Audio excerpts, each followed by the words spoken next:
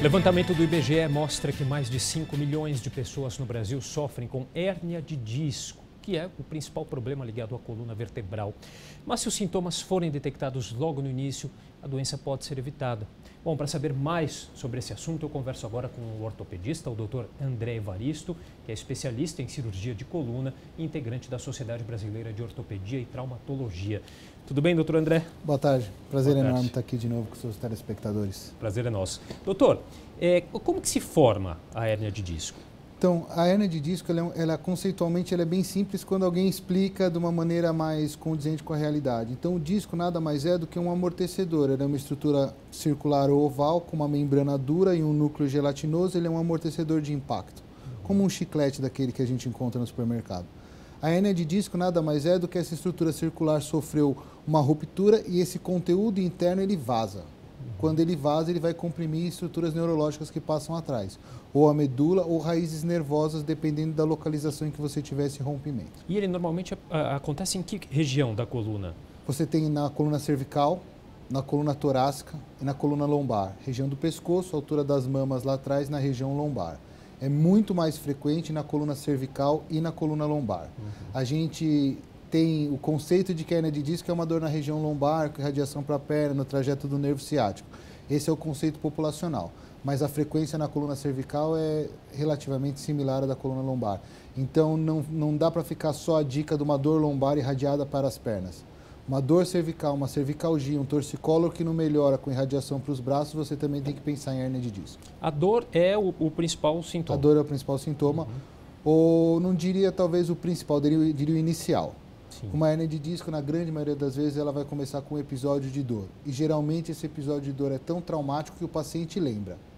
Tem paciente que chega assim, doutor, eu tenho uma dor desde 7 de setembro de 1976, porque aquele dia realmente traumatizou aquele indivíduo. Então, assim, não é uma dorzinha, é uma dor mesmo. Uma dor forte. Uma dor forte e a partir daí aquilo tende a ir se repetindo em crises, inicialmente em crises. Você vai no pronto-socorro, é medicado, toma uma medicação em casa, é medicado, isso daí vem evoluindo em crises e depois de um tempo passa a ser contínua. Esse seria o sintoma inicial ou o principal sintoma, mas a gente tem muitos outros. Tem radiação para membros superiores, para membros inferiores, radiações atípicas para a região abdominal, dor abdominal atípica, você tem formigamento, perda de sensibilidade, perda de força, dor testicular, alterações vaginais e alterações de esfíncteres anais e vaginais e uretrais. Então, assim, é uma doença bem ampla em termos de sintoma. Por isso que não pode ficar esperando para procurar um tratamento ou um diagnóstico. É essa a mensagem que a gente sempre tenta deixar. Tem dor, tem desconforto, sentiu que a sua máquina, o seu corpo não está funcionando da maneira adequada como tinha que ser, procura um especialista, procura um médico, nem que seja para ele dizer, ó, fica tranquilo, isso daí não é nada, vai tocar sua vida, toma um remedinho, mas assim, é fundamental o diagnóstico precoce da hérnia de disco. Porque, como a gente falou, né, fazendo esse diagnóstico precoce, há uma chance maior de se resolver esse problema? Há uma chance maior de se resolver esse problema de uma maneira não cirúrgica. Então, se a gente pegar as doenças do disco, a discopatia, o desgaste do disco no estágio inicial, e você conseguir fazer alterações dos hábitos de vida, perda de peso, atividade física regular, alongamento de cadeia posterior, fortalecimento de core, tem inúmeras medidas que você vai tomando de maneira gradual. A chance de isso a vir se tornar um problema mais grave é muito menor. Outra coisa, quando você consegue pegar, mesmo que uma doença já no estágio avançado que precise de uma abordagem cirúrgica, mas você pega uma doença no estágio inicial, por exemplo, você pode resolver hoje com uma incisão de 2 milímetros a 3 centímetros. É nada.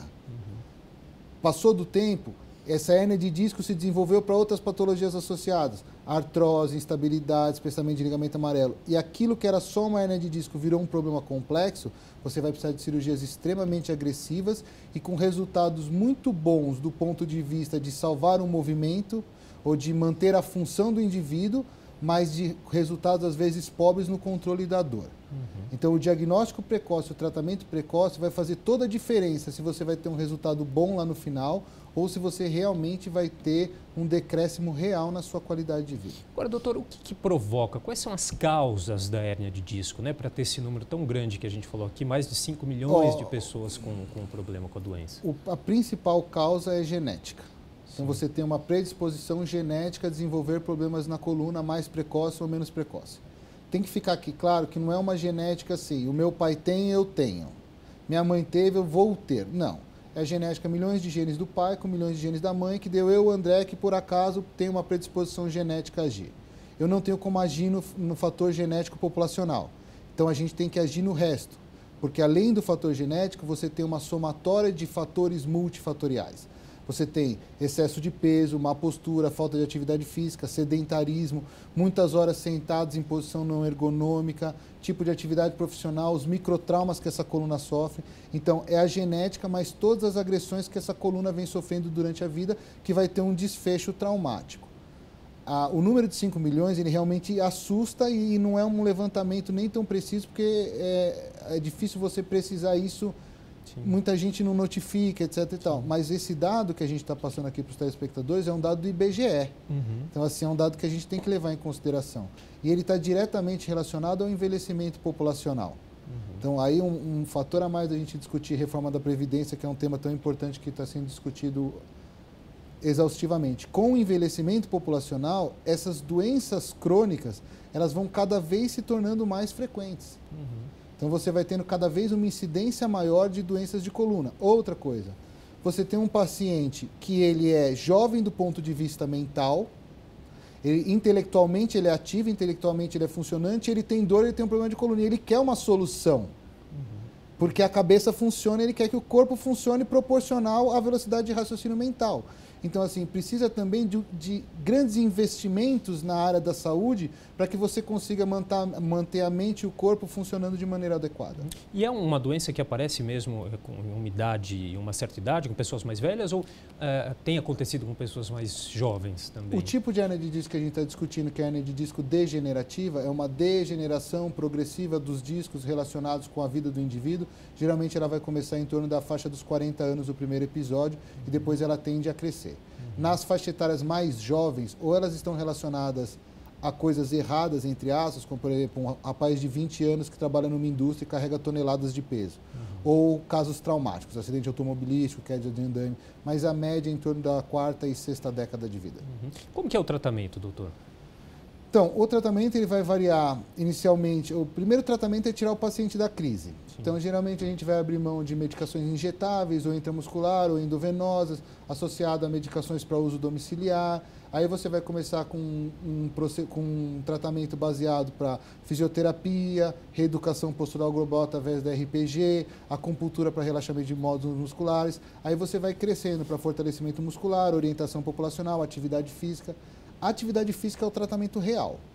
Paciente que tem um peso saudável, não estou dizendo magro do padrão estético, estou dizendo paciente que tem um peso saudável, pratica atividade física regular de 3 a 4 vezes por semana e faz acompanhamento médico contínuo de múltiplas especialidades, dificilmente ele vai passar por um problema grave de coluna. Por outro lado, doutor, hoje em dia muita gente faz exercício físico, às vezes acaba exagerando, um certo tipo de exagero, às vezes pode levar a uma lesão que pode contribuir. Pode. Para a hérnia de disco? Essa pergunta foi fantástica, eu te agradeço. Pode. O que a gente está discutindo aqui em termos de atividade física, para ficar bem claro para a população, é atividade física regular de baixo impacto. Nós não estamos discutindo atividade física ao ponto de um atleta de alto rendimento. Um atleta de alto rendimento, ele vai precisar de um acompanhamento específico para ser um atleta de alto rendimento. A gente tem lesões quando a gente tem pessoas comuns que querem desenvolver treinos de alto rendimento sem o acompanhamento médico adequado. Ah, André, então eu não devo chegar nesse ponto. Não, você deve chegar, mas você tem que cumprir os passos de ganho de massa muscular, fortalecimento muscular, acompanhamento contínuo até que você chegue num rendimento alto. O caso cirúrgico não acontece com tanta frequência, doutor? Eu achei graça, porque assim, eu faço cirurgia quase todo dia, então assim, na minha prática é uma frequência grande, mas não, a frequência é baixa. Se a gente for pegar a taxa de conversão cirúrgica que a gente tem, então, o número de pacientes atendidos proporcional ao número de pacientes operados, se essa taxa de convergência for adequadamente manuseada, é em torno de 3 a 5%. Então, de cada 100 pacientes com dor intensa, dor severa, não é um desconfortozinho, 3 a 5 vão precisar de cirurgia no futuro. Então, a taxa de conversão é pequena e hoje essa cirurgia pode ser feita de maneira minimamente invasiva, com internação e alta no mesmo dia, desde que a doença tenha um diagnóstico precoce. Tá certo. Queria agradecer então ao Dr. André Evaristo, ortopedista, integrante da Sociedade Brasileira de Ortopedia e Traumatologia. Muito obrigado. Eu que agradeço. É um prazer estar aqui de novo. Obrigado pelo convite. Se precisar, estamos à disposição.